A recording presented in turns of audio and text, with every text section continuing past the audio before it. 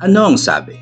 Life is unpredictable and there's a lot of things out there that are out of our control. At ang isa na dyan ay ang presyo ng gasolina. It is costly, napaka-erratic, taas baba every week. But what if I tell you that there's a vehicle that can make this the least of your worries? Totoo, it will. Kaya ituloy mo lang ang pagpapanood sa video na to because on this one, we will feature the 2026 Jetour X70 Lightning IDM. Let's go.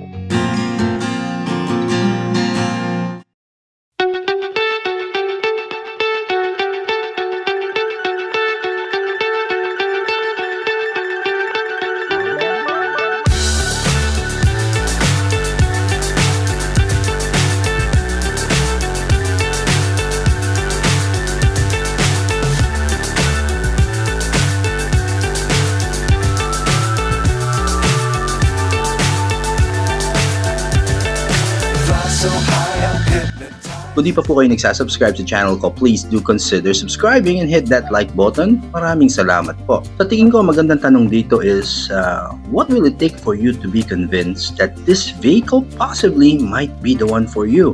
Magandang tanong yan. And in a way, hindi rin siya ganun kasimple sagutin. But on this video, we will try to do exactly that. We will do our best to convince you that owning this vehicle is a very smart choice. To answer this, syempre right away, consider agad natin ang reality ng buhay. Kahit siguro ano pa ang estado mo sa buhay, lagi mo pa rin i-consider, iisipin lagi ang fuel cost mo, araw-araw. Kasi most of the time, syempre sa ordinaryong motorist, papakarga ka ng 1K or 1.5, 2K, whatever it is. Ang tanong kagad, gaano ba itatagal nito? Lalo na pag city driving, which is most of the time, kahit ako reaction ko dyan karaniwan kasi galing ako sa gasolinahan, nagpakarga ako, I have a lot of gas on the tank, pero after a while, habang ginagamit ko yung sasakyan, bumababa ng paunti-unti yung needle ng gas papalapit sa letter E. Unti-unti na rin ako napapabuntong hininga at napapakunot ang noo. For sure, sa SUV na to, hindi mangyayari sa'yo yung eksena na yan. Dahil ito pong Jetour X70 Lightning IDM is a plug-in hybrid electric vehicle. Meaning to say, it can run on electric alone pero meron din siyang normal combustion engine. To give you a basic idea, your electric motor alone can run or can go as much as 110 kilometers on a full charge. Ibig sabihin yan, halos di mo na kailangang paganahin yung gas engine niya. Charge it the whole night and that's it. Very simple. At pag sa long provincial road trips mo, kahit gaano pa siyang kalayo, doon napapasok yung hybrid system niya. With the hybrid system, this vehicle can run a total of 1,200 kilometers on a full charge and one full tank of gas. Makakarating ka na sa Mindanao niyan. This is a very high-tech, sophisticated vehicle. Nakaprogram na po kung paano niya papaganahin yung sistema na yan. Yung sasakyan na mismo nagde-decide if it can run on electric alone, gasoline, or both based on speed, load, battery level. Ang maganda dito, pinoprovide yan sa'yo as an owner ay ang lower fuel cost, reduced emissions of course, at no range anxiety because the engine is always there to serve as a backup. Of course, coding exempt po ito. Ginawa na lang natin gano'ng kasimple yung sistema na yan at kung paano saktong-sakto siya para sa daily use mo at para rin sa mga long road trips. Talagang savings, peace of mind na ibibigay sa'yo. Pero again, syempre, we have to always consider yung cost niya in purchasing it. As in the long run, kung ano yung expected cost mo. Part of this video, pag-uusapan po natin. Sa pricing nitong Jetour X70 IDM, if you ask me, sa pagiging isang plug-in hybrid vehicle, this is really priced competitively. And to think that there are features na included sa package na ino-offer na to na talagang impressive. As in, binigay na nilang lahat dito sa sasakyan na to yung kaya nilang ibigay. Talagang i-experience mo na lang siya. So while we're at it, well, let's name a few. Talagang full suite safety tech features ang binibigay sa'yo dito. ABS, EBD, ESP, traction control, hill start assist, hill descent control, multiple airbags, blind spot alert, at marami pa. At meron din siyang ADAS system which is the Advanced Driver Assistance System. Andyan yung adaptive cruise control, emergency braking, forward collision warning, lane keep assist, lane departure warning, high beam assist, traffic jam assist. Meron din siyang door opening warning, rear cross traffic alert, 360-degree panoramic parking. Meron din siyang brake energy recovery system which is because at dahil nga ito isang hybrid vehicle, meron siyang ganyang ability. Meron siyang equipment, tools na kailangan para ma-repair mo yung flat tire mo. Meron din siyang vehicle to load pagka may brownout, di ba? At meron din siya tire pressure monitoring system. Meron din siyang, mabibigyan ka rin niya ng Apple CarPlay, Android Auto connection via dongle, power tailgate, at mayroon pa pong mga iba. Sa usapan namang ownership, kung ano ang coverage ng warranty, importante po kasi ito. Ownership for this vehicle is very extensive. Kasi po right away, general vehicle warranty, it's 6 years, 10 years or 1 million kilometers on the engine, at 8 years naman para sa battery. Now that, if you ask me, that's really peace of mind for you for a long time. Talagang malaki nire-reduce niya na risk sa maintenance anxiety mo. At alam naman natin, we cannot deny it, depreciation ng mga hybrid vehicles.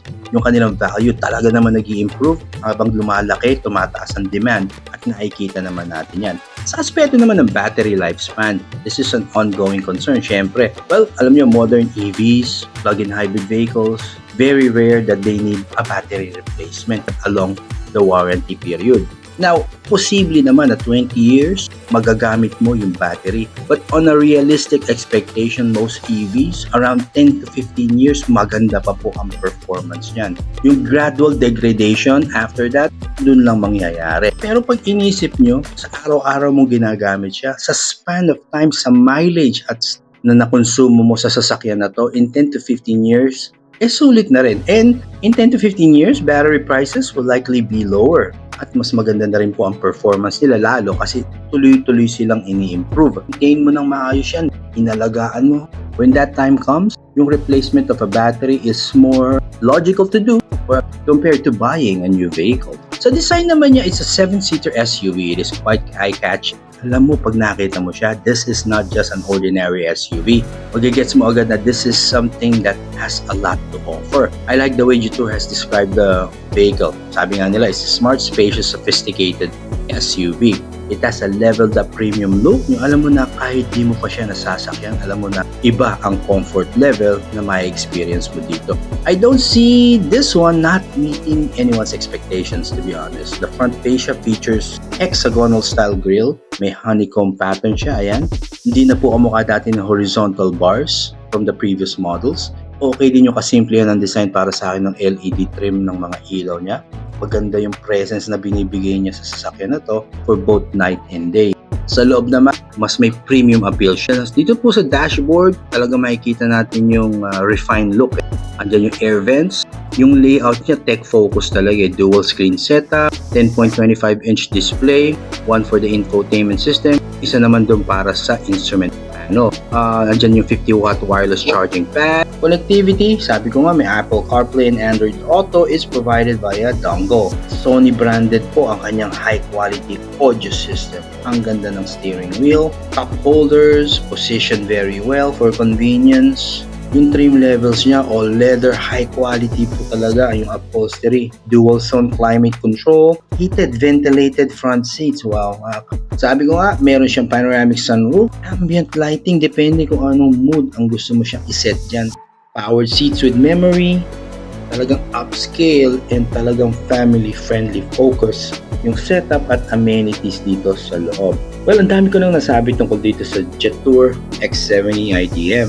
At talaga namang all praises ako sa offering ng Jetour para dito. At sa part na to, pricing na po tayo. Yes, yan po ang kanyang pricing. Kaya po, discounted na po yan because before, nasa 1.6 plus po ang presyo niya. Pero ngayon, yan na po. Kaya pasyal na po kayo dito sa showroom nila sa Taytay, Rizal. Dito po sila sa CW Home Depot along Manila East Road. Very friendly po ang sales staff nila dito. Pasyal na po kayo, maluwag, no hassle ang parking dito. Sa pagtatapos, for a vehicle like this, where you might feel it is overwhelming and you tend to overthink about everything about it, well, believe me, you don't have to. Just enjoy it, make the most out of it, and appreciate the value it will bring to you in your family's daily life. Ganun lang kasimple. Ito po ang Jetour X70 Lightning IDM. If you found some value in this video, please do consider subscribing and hit that like button. Maraming salamat po. Drive safe everyone, and I'll see you on the next one.